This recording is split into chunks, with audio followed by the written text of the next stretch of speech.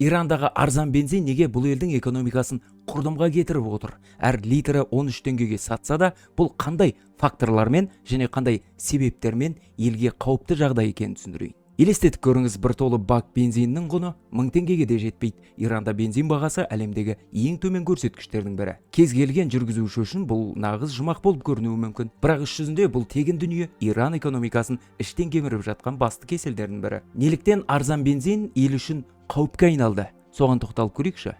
Біріншіден, мемлекеттік орасан зор субсидиялар Иран үкіметі халықтың әлеуметтік жағдайын тұрақты ұстап тұру үшін жанармай бағасын жасанды түрде төмендетіп отыр. Бұл үшін бюджеттен жыл сайын $10 миллиард бөлінеді. Бірақ бұл ақша аспаннан түспейді. Бұл заманауи ауруханалар, мектептер мен жолдарға жұмсалуға тиіс халықтың несібесі еді. Үкімет дамуды емес, тек тұтынуды қаржыландырып отыр. Яғни мемлекет ақшасы дамуға емес, қозғалтқыштарда жанып, күлге айналып отыр. Екінші мәселе жаппай контрабанда. Иранда 3 цент тұратын бензин көршілес Түркияда немесе Пәкістанда 30 немесе 50%-ға қымбат. Бұл заңсыз топтарға, қылмыстық топтарға таптырмас мүмкіндік болып отыр. Күн сайын миллиондаған литр жанармай жүк көліктерімен, қайықтармен, тіпті жануарлармен шекара асып жатыр. Салдарынан Иран бюджеті өз азаматтарын емес, көрші елдердің қара базарын асырап отыр десек, артық айтқандық емес. Бұл ұлттық байлықтың аштықтан ашық талан-таражға түсуі. Ал үшінші мәселе экология. Жанармай су тегін болған соң адамдарда үнемдеу деген ұғым жоқ. Ескі, көп жанармай жейтін көліктерден бас тартуға ешкім асықпайды. Қоғамдық көлікті дамытуға да ешкім мүдделі емес. Бүгінде Тегеран сияқты ірі қалаларда ауаның ластануы соншалық,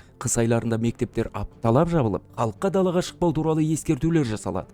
Халық арзан бензиннің құнын өз денсаулығымен өтеп жатыр. Себебі бензин тым арзан болғандықтан мұнай өңдеу зауыттары пайда әкелмейді. Ең қызығы, мұнайға бай бола тұра Иран кейде сырттан бензин сатып алуға мәжбүр. Себебі елдің ішінде, ішкі нарықта бензин өте арзан болғандықтан мұнай өңдеу зауыттары пайда әкелмейді. Пайда болмаған жерде заманауи технология да жоқ. Зауыттар ескеріп, сапасыз жанармай шығарады. Ішкі сұраныс болса, шектен тыс жоғары, өйткені бәрі арзан дүниені ысырап қылуға үйренген. Ең қауіптісі, бұл жағдайдан шығу өте қиын. Үкімет бағаны сәл көтерсе болды, елде жаппай наразылық пен толқулар басталады. Халық арзан бензинді өздерінің табиғи құқығы деп санайды. Бірақ бұл арзан бақыт ел экономикасын баяу өлтіріп жатыр. Сондықтан Ирандағы арзан бензин бір қарағандағыдай жеңілдік емес. Бұл елдің болашағын тежеп тұрған экономикалық тұйық.